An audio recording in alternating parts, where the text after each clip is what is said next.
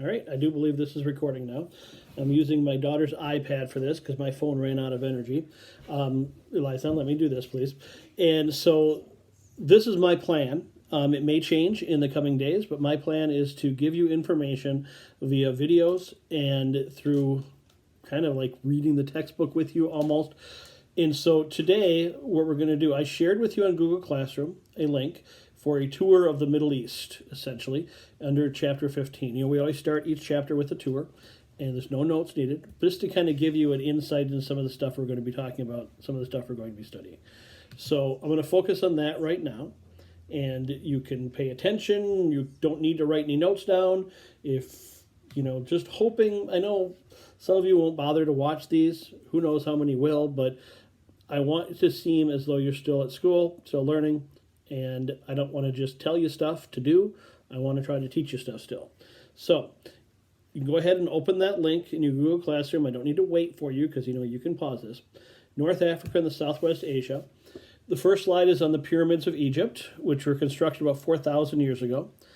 To put that in perspective how old that is, there were still woolly mammoths walking in Siberia at the time the pyramids were constructed. There was the tallest man-made building for 3,000 years. People often look at the ancient people and say, oh my God, they didn't have this, they were dumb.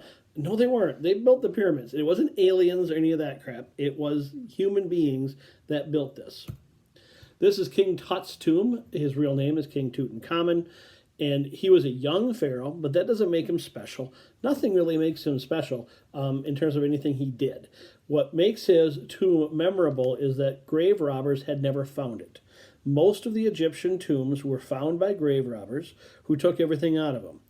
King Tut's tomb was hidden behind another pharaoh's tomb, so nobody found it. So when Howard Carter discovered it in, I think, 1922, he found something that had been untouched for thousands of years.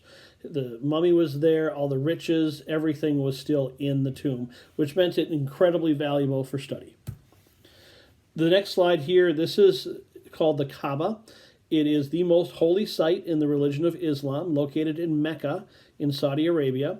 We will be covering Islam along with Christianity and Judaism in depth in our next chapter. But if you note this picture, all of those little white figures, those are all people. There's a lot of people that will travel to Mecca. It's a requirement of their religion to travel to Mecca at least once in your lifetime if you're physically and financially able to do so. The building itself, you can see at the bottom, is brick. And it was supposedly constructed by Abraham, if you know him or not, but we'll get to him again in the next chapter. And the covering is a black cloth called a kiswa. This is also a holy site in Islam, but it's located on a holy site to Christians and Jews. It's called the Dome of the Rock. It's in Jerusalem. It's located on the same place where something called the Temple of Solomon used to be. The Jews built the Temple of Solomon, and they used it to house the Ten Commandments in the Ark of the Covenant. It was burned down once, rebuilt, and then destroyed again by the Romans around 70 A.D. At that time, the Jews were kicked out of Israel, out of Jerusalem, I should say. And so it was never rebuilt. Over time, Islam controlled that area, so they built this temple on the site where the Temple of Solomon used to be. It is a very, very important site, probably the holiest site in the world for Jews and right up there with Christians, and very holy to Muslims as well. This is the only remaining part of what was called the Temple Mount, where the temple was. It is called the Wailing Wall. That's Wailing. It's not like people throwing harpoons at it. Wailing, W-H. Anywho, it's to cry. And that's what Jews do. They lament their misfortune, the loss of their temple, the loss of their homeland, and so on. This is actually in Tunisia. It is, if you recognize it, I believe that is, Mos Eisley from Star Wars. And this is where it was filmed. Now, they're trying to clean it up now because they realize this is a tourist spot, but it's getting covered by the Sahara Desert at this time. Now, this is in Jordan. It's called Petra. It's an important trading city, and this is carved into the mountainside. Does anyone know what movie this appeared in? I'll give you a hint. It contained, supposedly in there, the Holy Grail. It's from Indiana Jones and the Last Crusade. If you watch that movie, you'll see this there. This area here is a close-up zoom of Egypt, the Sinai Peninsula, for those that know. And again, when we talk in religion, I'm never going to, I'm not converting you. I'm always going to emphasize the words, some people believe. If I don't say it, it's implied. Some people believe that it was on the Sinai Peninsula, actually on a place called Mount Sinai, that Moses ascended the mountain and received the Ten Commandments from God. So it is a very, very holy place for Christians, Jews, and Muslims.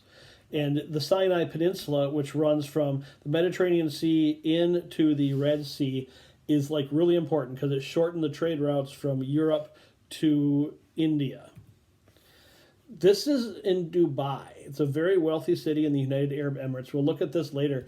But it has the world's tallest building, world's largest shopping mall, and their man-made islands, which they have built out into the Persian Gulf, which is like really cool. This is like a picture of one, but you can see that there's some, kind of hard to describe it here, but around the palm leaves that kind of come out, there's what looks like writing. It is. It's actually Arabic writing. They made islands in the form of writing. There's some other really cool ones too. If you look up, there's the world, where each island kind of represents a different country in the world, and you can kind of take a Google map view of it. It's really neat. Saudi Arabia and a lot of the Middle East is known for their oil fields. There's tons and tons, literally, of oil in Saudi Arabia. Iran, Iraq also have a large amount of oil. So does Kuwait, the United Arab Emirates. It's a major part of their economy and a major reason why we're involved in that area. This is Saddam Hussein. It was a statue of him in Baghdad. He was the evil dictator of Iraq for a number of years. And we actually kind of had two wars with him. The first war, the first Persian Gulf War, he had invaded a country called Kuwait, so we went in, kicked him out of Kuwait, and then ended it. Then, after the events of 9/11, the United States invaded Iraq with the belief that Saddam Hussein was connected with Al-Qaeda or 9/11, and also that he was having weapons of mass destruction, that he was wielding them or had possession of. This would be biological, chemical, or nuclear. We never actually found any weapons of mass destruction, but we overthrew Saddam Hussein. The statue gets torn down. Hussein was eventually hung. This is Jesus. He is the most important figure in Christianity. And you may say, well, how do we know that's what he looks like? We really don't have any clue what he looks like. Again, some people believe there was no Jesus. Some people believe there was a Jesus, but he was just a guy. Some people believe there was a Jesus, he was the Son of God. So whatever your belief is fine. But one thing I will say, a lot of the images you see of Jesus are a white guy with long hair. It's probably not accurate. Jesus was in the Middle East, specifically around Bethlehem. He would have most likely had, like the other people there, black, coarse hair and more of an olive skin complexion. The only reason he's often portrayed as a white guy is because Europeans are the ones that painted him and kind of helped spread the religion at the beginning. So obviously they took some bias there. This is Moses. Not really. This is Charlton Heston playing Moses in a movie called The Ten Commandments. He's a very important figure in Judaism and in Christianity and in Islam.